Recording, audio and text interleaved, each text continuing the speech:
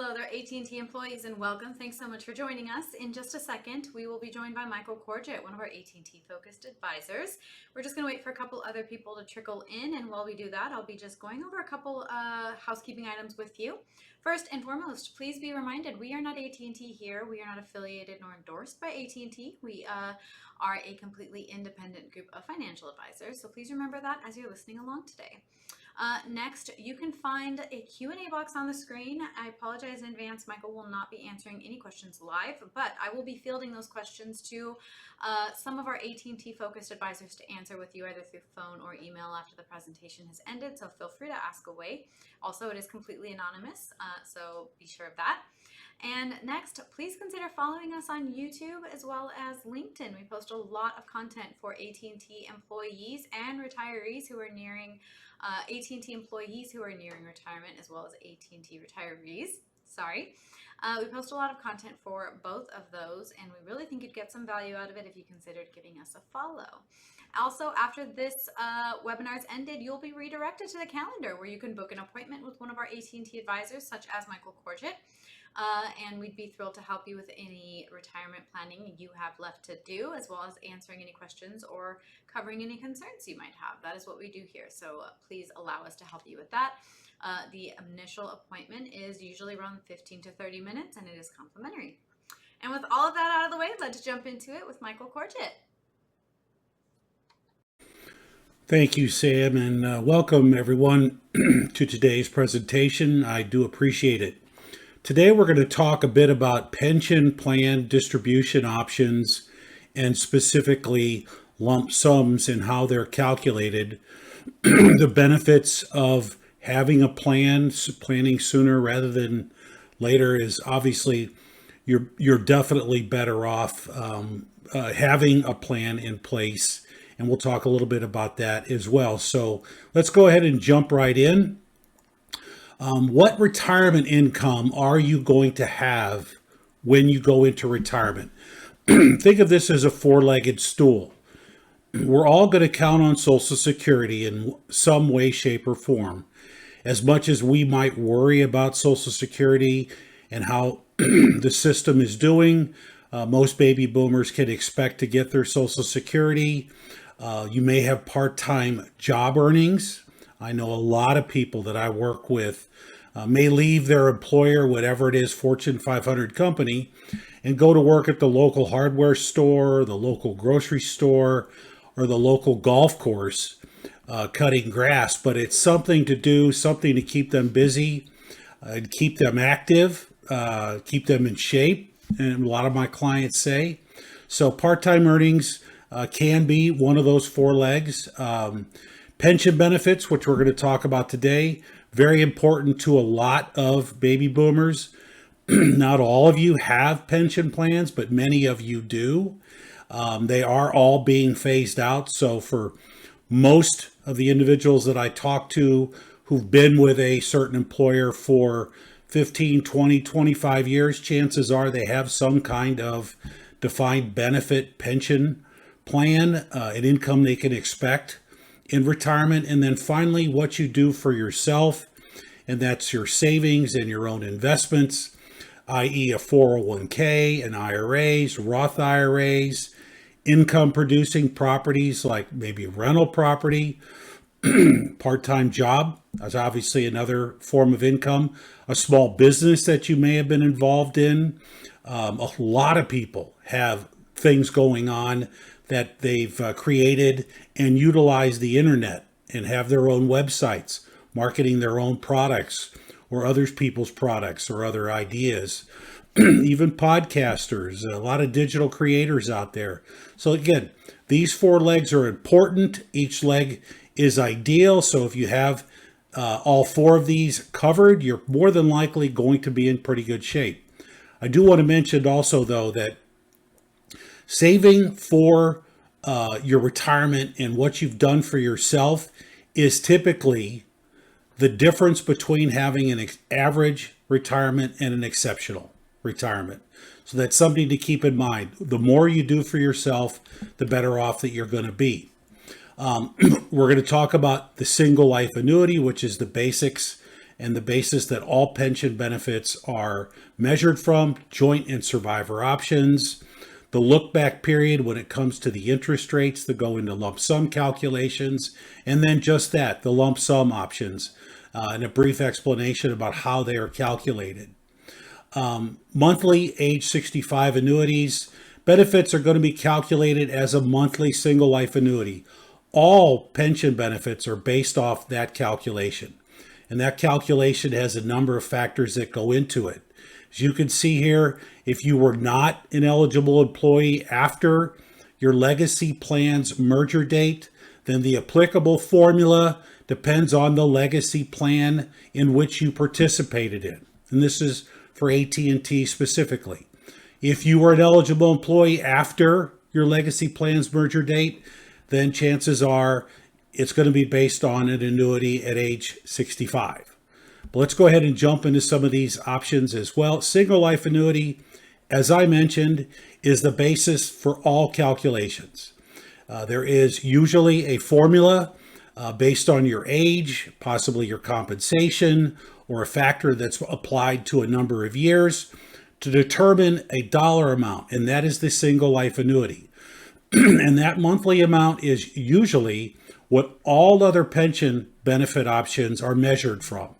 But it is a paid monthly income to you, period. No question mark. And it's usually the largest monthly amount because it is only payable to you. Joint and survivor annuities are just that. Many pensions, obviously, if you're married and you still care about your spouse and you want to provide your spouse with a benefit in the case that you pass away, you can do survivor options. And I'll give you some examples. A joint and let's say either a 50% survivor or a 75% survivor or maybe even 100% survivor benefit are usually options that all pensions have. So whatever amount that you want to choose to provide your spouse is going to impact the amount that you're going to receive during your retirement. The more you choose to leave your spouse or significant other, if that's an option in your pension plan, the less you're going to receive yourself. And for example, let's think of a single life annuity as the $1,000 a month. A joint and 50% survivor annuity may reduce your amount by 10% to give your spouse or significant other a 50% benefit. A joint and 100% survivor will likely decrease your amount by 20% to give your spouse or significant other a equal benefit in the event of your death. So the more you want to leave him or her, the less you're going to get. Most pensions do offer a pop-up provision. In that regards, if you take a survivor benefit and your spouse or significant other predeceases you, your benefit will pop up from the smaller amount to the single life annuity amount. And there are pensions that offer other payment options like period certain. It's a single life annuity with a slight reduction that you pay, let's say 10 years monthly benefit, 15 or 20 years monthly benefit to any beneficiary or beneficiaries that you want. So if you're not married, but you want to leave something to your children, you can. The higher the payout, as far as the number of years, the lesser benefit that you're going to get. And it's usually the balance of those number of years. So if you do a single life with a 10-year period certain, and you die 2 years after you start this benefit, your beneficiaries will collect 8 more years, in benefits on a monthly basis. Things to keep in mind. Lump sum options. Well, they are an actuarial equivalent to the single life annuity. And usually into that calculation, there's going to be several factors. There is an actuarial factor that is based on your life expectancy. Simply stated, let's just say you work at a career that is mirrored, your best friend and your careers mirror each other over a 25-year period. But your best friend is 10 years older than you. You both have earned the same single life annuity amount because of the formula that your employer uses to calculate your pension benefit. But because you're 10 years younger, that actuarial equivalent is going to be higher. In other words, more money needs to be put into your barrel for your monthly check to come out of, because those checks are going to come for 10 more years than your older friend. So it is a bucket of money in a sense, that's got your name on it, that's set aside that your monthly check is going to come out of. And another major contributor to the amount of money that goes into that bucket is interest rates. And we'll talk about interest rates here momentarily. But keep in mind, interest rates are very important, especially when interest rates are high. When interest rates are higher, lump sums are lower. When interest rates are lower, lump sums are higher. Think of it as a teeter-totter. When rates go down, that's better for lump sums. When rates go up, that's worse for lump sums. Now, finally, no death benefits are payable if you take the lump sum and reinvest it into an IRA, and there is something in that IRA when you pass away. Yes, there is a death benefit that will pass on to your heirs. Let's look at the single life annuity idea as a mortgage. Everybody, or most everybody, has a mortgage. They would prefer to have a lower interest rate on that mortgage. And you can see here an example, a fixed monthly payment of $1,950 a month. That's your single life annuity. If interest rates are at 4%, you can only borrow $400,000 and change. If interest rates are lower at 3%, you can borrow over $460,000 and change. A very simple way to look at things. The lower the rates, the larger the lump sum, and vice versa. We talked a bit about the look back period. Almost all employers will look at a set of interest rates. Many look at the federal midterm interest rates. Or the segmented interest rates. There's 3 tiers, a short-term, a mid-term, and a long-term rate. And they're published by the IRS. And I'll show you an example of this momentarily. All right. These rates are typically published every month by the IRS. An employer like AT&T is going to lock in a set of rates in November. Every year, they look at the rates in November. Those are the rates that are locked in for a lump sum calculation for the entirety of the next year. So the rates that are being used in 2025 calculations were locked in November of 2024. That way it gives you a comfort in knowing that these are the rates that are going to be used, but you could follow the rates monthly. And if they are going down and you choose to retire this year, you may want to wait and take your lump sum next year. Something to think about. And here is a table of those interest rates, the segmented interest rates. The first segment is the short term, which is 0 to 5 years.